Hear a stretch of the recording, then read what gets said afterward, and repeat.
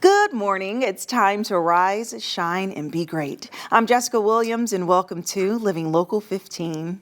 Happy Good Friday to you all. I hope your day has started off right, and it's about to get even better because we have a great show for you today. First up, I'm taking you inside of the Fort Wayne Museum of Art to get an exclusive tour on their newest exhibit. Art Deco Glass is what they're calling it. This interesting exhibition is filled with French pieces that were created centuries ago, yet look so modern and so regal. We also chat with the Water Lantern Festival about bringing this national event to Fort Wayne. Imagine how beautiful it's going to be having so many floating lights on the water.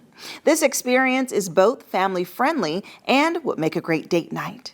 That and more is happening on the show today. Let's get started. Fashion, food, and fun. You're watching Living Local 15 with your host, Jessica Williams.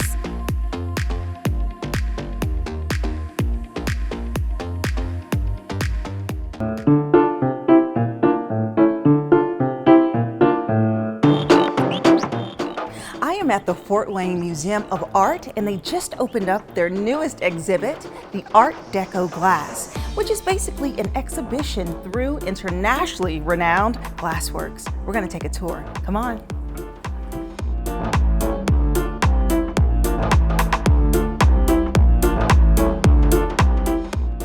To discuss this exhibit further, I have with me the president and CEO of the Fort Wayne Museum of Art, Charles Shepard. Hi, Charles. Hi. Nice to see you. Yes. So this is really exciting, and I think an exhibit that's perfect for spring, as you all just launched.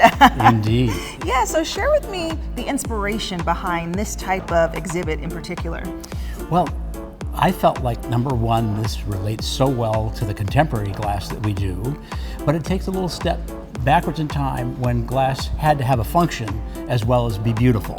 So this glass, all of it had a function, but it was more modern, starting off in the 20th century than Art Nouveau of the previous century. This is updated a bit, and it was competing with Cubism and a lot of other modern trends. And I know you love glass. I do. King of glass, I think I called you before. So, so. If it was up to you, this whole place would be filled with glass.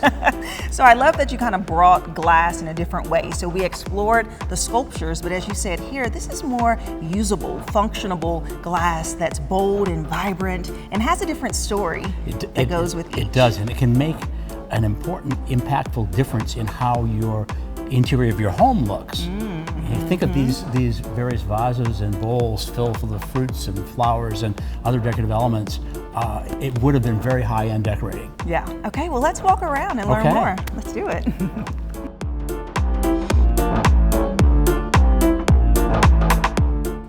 Well, look at this here. This is a beautiful line. I understand this is Charles Snyder. Yes, and all the companies that are represented in the show are beautiful, but these are among my very favorite. Yeah. There's a complicated method for the creation of this because you're going to have hand-blown glass, and then you're going to have it etched and cut and sanded and polished to get the pattern to come out. So you'd start, and you know glass, so you're going to understand what I'm saying. You start with a shape that is the yellow color, for instance. Yeah. Then you're going to have some little granulated glass crumbles called frit in the red color. And you're going to roll this around in the frit until it melts into that. Then you're going to let it cool and etch back into the yellow with your acid.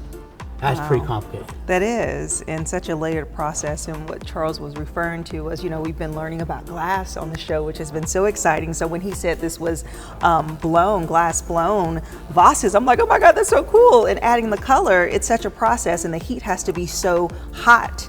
And as you said, the detail and the etched acid just really pops in this. And these pieces, what year? These are like 18th, 19th century? Yes.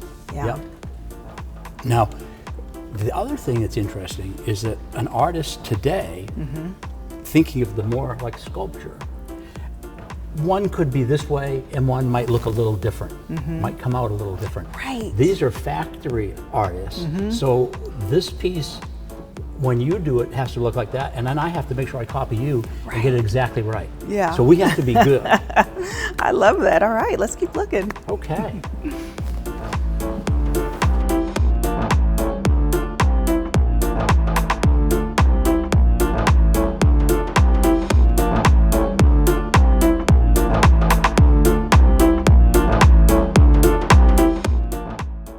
Oh, wow, look at this, Charles.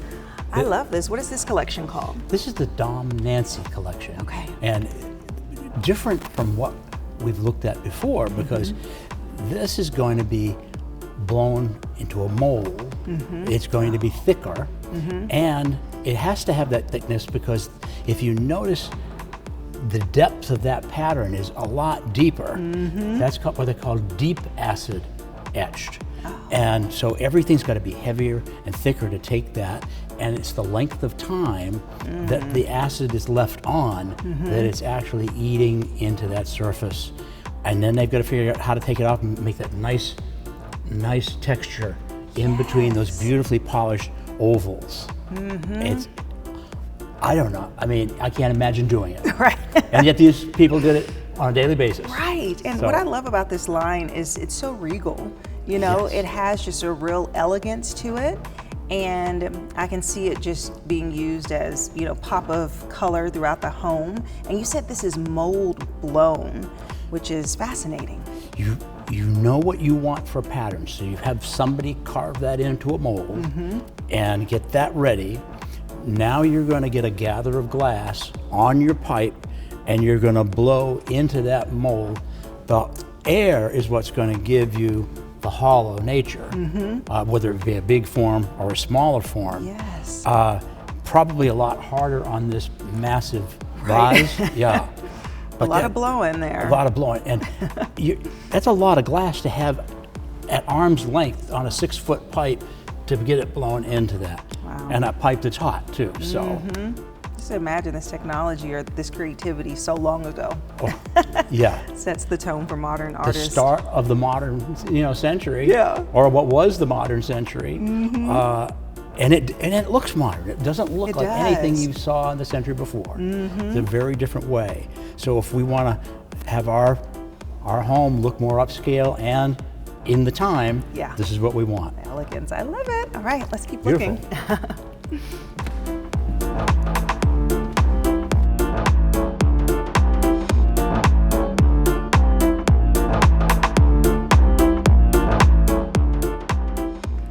Ooh, now this is giving me just a whole different vibe. It really does have a very different vibe. Now this is Lalique, Okay. probably the most famous name in glass because of their success and how stylish it was. Right. But made in another whole way. In this case, you're going to have a mold, but you're going to press the glass into the mold. So you've got your mold giving you the exterior detail.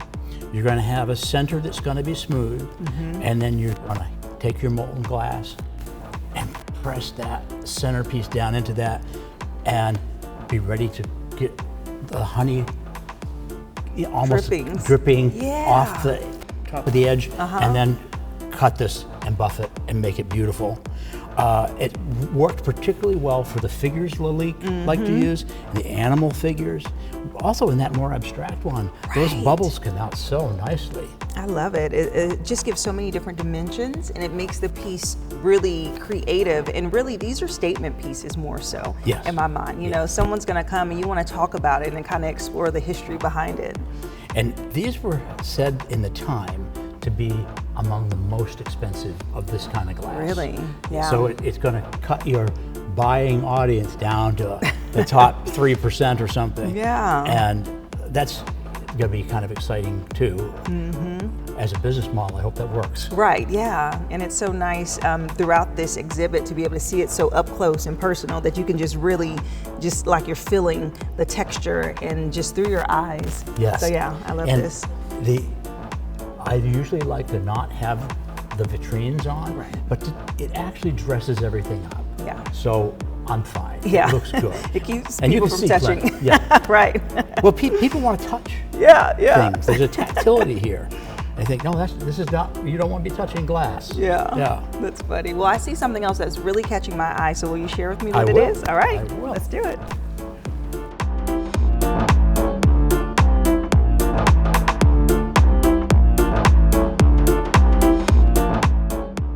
Ooh, looking at this is different. It's given a fresh, vibrant feel to it with light color accents. Well, it's a surprise in contrast to some of the really bold and bright ones. Its subtlety is gorgeous, very contemplative, very calming, and very celebratory of what we would find in nature. The whole notion of the bear out in the wilderness of the North Pole, and the subtlety of the little dragonfly might be in your garden. And nothing's too big in scale. So I suspect these are a little bit more affordable. Yeah. I think the blue would be popular with everyone.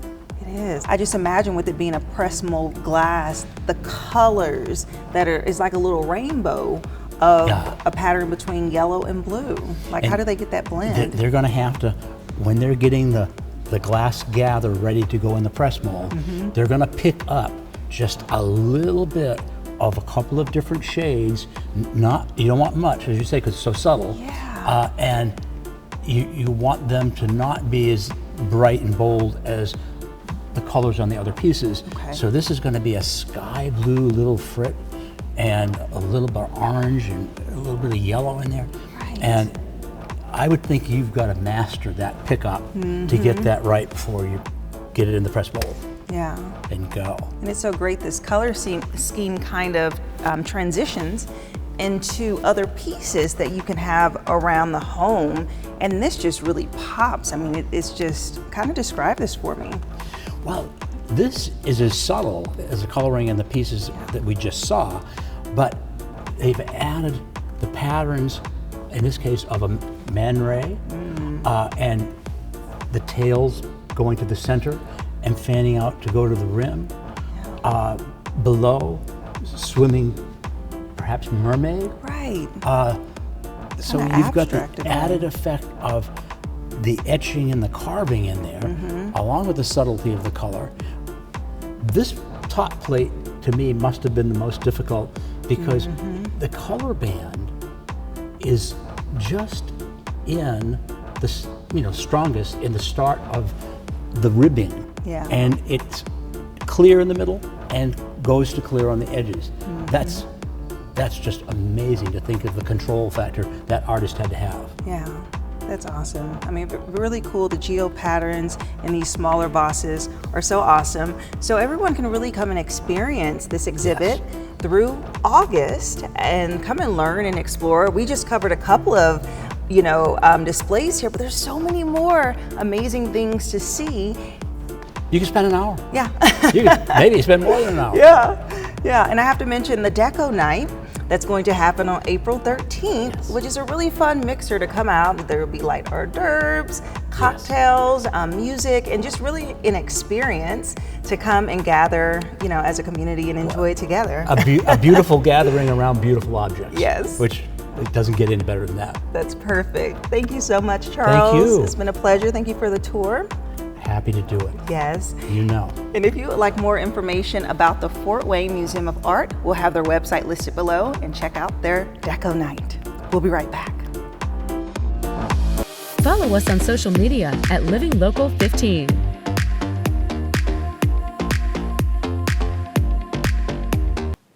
The Water Lantern Festival is an event filled with fun, hope, happiness, and great memories as you experience the magic of thousands of lights floating on water. And here to share more is Hayden Earl, who is the Community Outreach Manager. Hi, Hayden. How's it going? I'm happy to be here. Yes. So this event sounds so interesting and really cool, actually. So this is basically a national event that's going on in different places, and you're bringing it to Fort Wayne on April 15th, correct?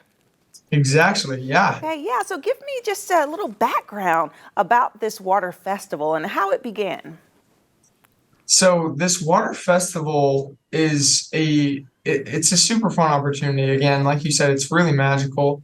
And it actually began as the color run. So I don't know if you've seen about those where you throw chalk and it kind of, You do like a fun Yes. little 5K. So that's how it started. And then it kind of transpired or transformed into this Water Lantern Fest where there was just a really niche, cool thing that nobody was really doing. So we kind of took charge and now we're doing them across the country, which is awesome.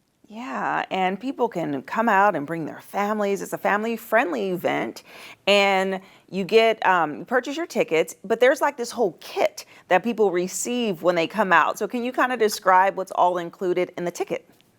Yeah, so you receive a little cinch shack that you get to keep, and in that cinch shack is a floating kind of piece of wood and then some rice paper that you get to decorate. Hmm. And it comes with a pen, and you really get to decorate it as much as you want or as little as you want, however you want. And then come sunset, you get to send your lanterns out into the water for this just absolutely beautiful spectacle.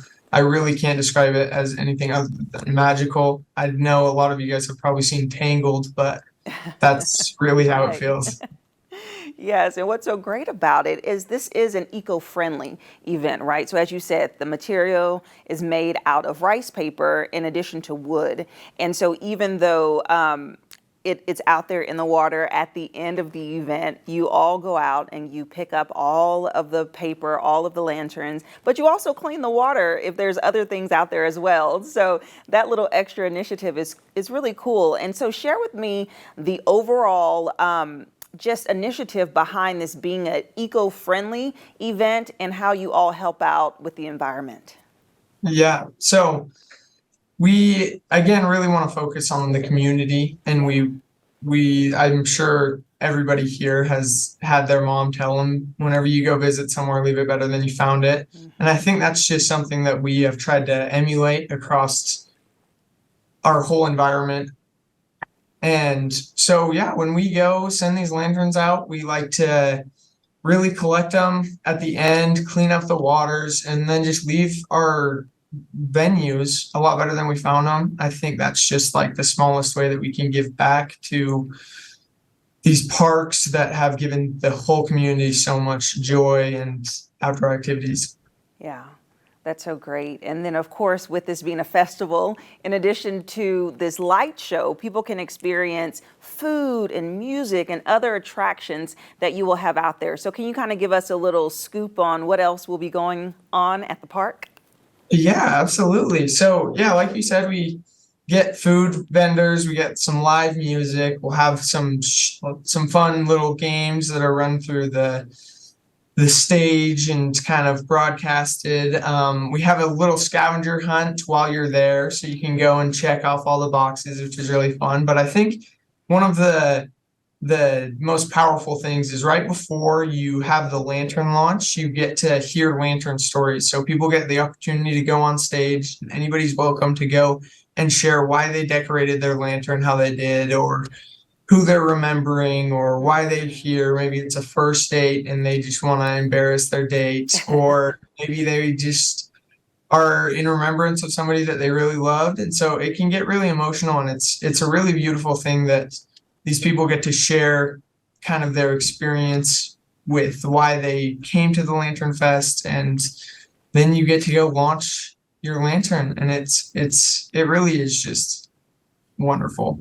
Yeah, it sounds like a really cool event. And so tickets are available right now still. So the event is coming up soon. It's going to be on Saturday, April 15th. And I know that there's tiers to the tickets, right? So if you get early bird tickets or if you purchase before the show, you can get it for about under $30, but day of ticket increases in the prices. So it's best to purchase now, right?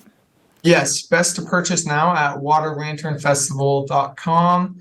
And yep, like you said, the early bird is our best deal. But yeah, we've got several packages. We've got date night packages, just adult, kids. Cute. Kids under 7 are free. So yeah, bring the whole family. We'd love to see you there. Okay, well, that sounds wonderful. Thank you so much, Hayden, for sharing about this festival. If you would like more information about the Water Lantern Festival, we'll be sure to list their website below so that you can get your tickets, get your early bird tickets. It's going to be a magical event. We'll be right back. Living Local 15, proudly driven by the Kelly Automotive Group. Thanks so much for tuning in today. To rewatch segments of Living Local 15, head over to WANE.com and don't forget to follow us on Facebook and Instagram. And I'll leave you with this. A positive mindset brings positive outcomes. So as you enjoy this Good Friday, reflect on your blessings and all the things you have to be grateful for. Make it a fabulous Friday and happy Easter to everyone. And I look forward to seeing you on Monday. Bye-bye. Have an idea for the show? Want to find out how you can be a guest? Contact us at livinglocal15@wane.com.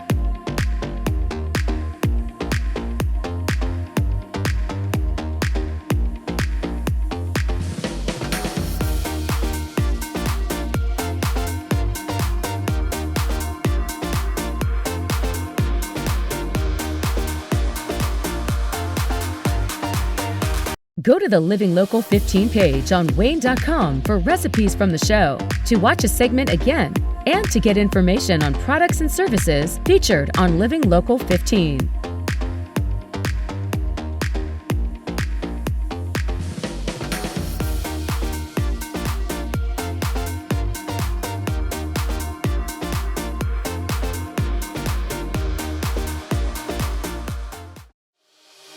Follow us on social media at Living Local 15.